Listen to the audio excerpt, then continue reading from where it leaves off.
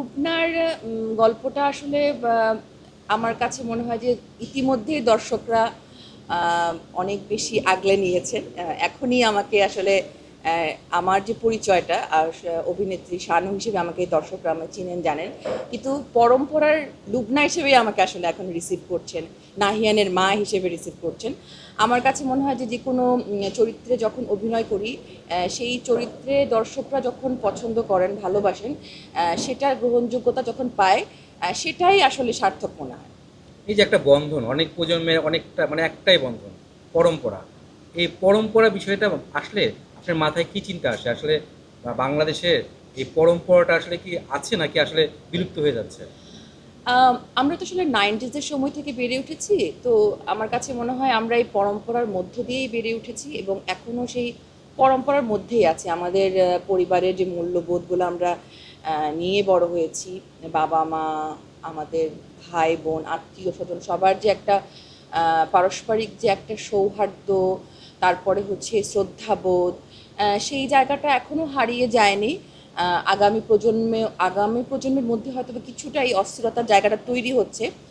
সেটা আমার কাছে ব্যক্তিগতভাবে মনে হয় যে আমাদের পূর্ববর্তী প্রজন্মের মানুষের এটা দায়িত্ব যে এই ধারাটাকে, এই মূল্যবোধের ধারাটা আসলে আগামী প্রজন্মের কাছে রেখে যাওয়া। তো এটাই পরবর্তীতে আসলে নদীর স্রোতের মতো প্রবাহিত হবে। এবং এর মধ্যে অনেক নতুন আর্টিস্টরা ঢুকেছে, যাদের সাথে আপনারা সিনিয়র যারা তারাও কাজ করছেন। এই দুজনের মধ্যে একটা কম্বিনেশনটা, কোনো বোঝাপড়াটা কেমন হচ্ছে, বা কোনো বোঝাপড়ার কোনো সমস্যা হচ্ছে কিনা?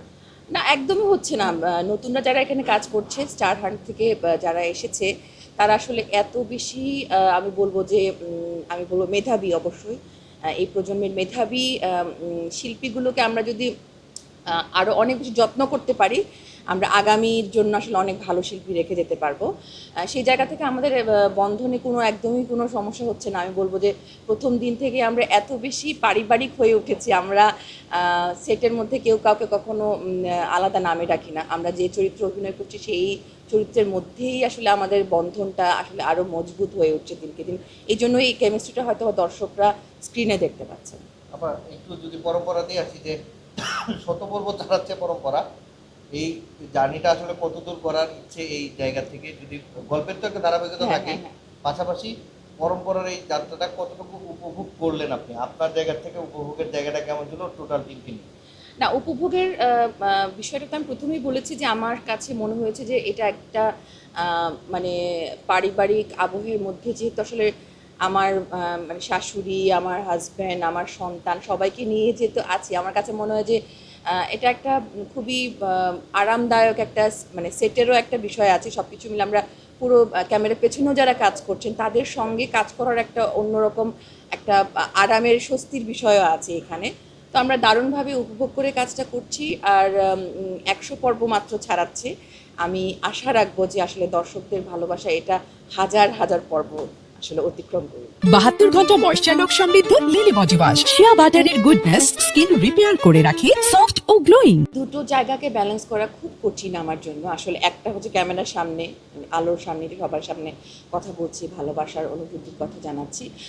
আর আরেকটা সত্তা আসলে একদমই অন্তরালে থাকে। তো সেখানে প্রচুর সময় দিতে হয়, শব্দের সঙ্গে নিজের সঙ্গে কথা বলতে হয়, সেই অনুভূতিগুলোকে আসলে লিখে ফেলতে হয়।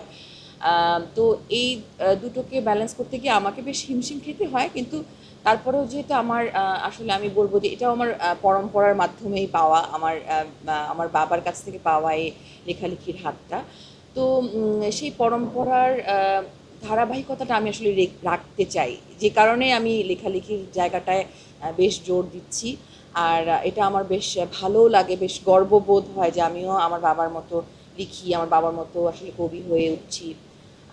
আমি আমার সম্প্রদায়ের জন্য, মণিপুরী সম্প্রদায়ের জন্য বেশ কিছু কাজ করছি। আমার মণিপুরী মানে সংস্কৃতি এবং সম্প্রদায়কে রিপ্রেজেন্ট করে বেশ কিছু কাজ আমি ইতিমধ্যে শুরু করেছি। তো শিল্পী হিসেবে বা লেখক হিসেবে আসলে প্রত্যেকের একটা দায়বদ্ধতা আছে সমাজের প্রতি, তার সম্প্রদায়ের প্রতি, পৃথিবীর প্রতি। সেই জায়গা থেকে আমি আমার ক্ষুদ্র চেষ্টাটা আসলে করে যাচ্ছি।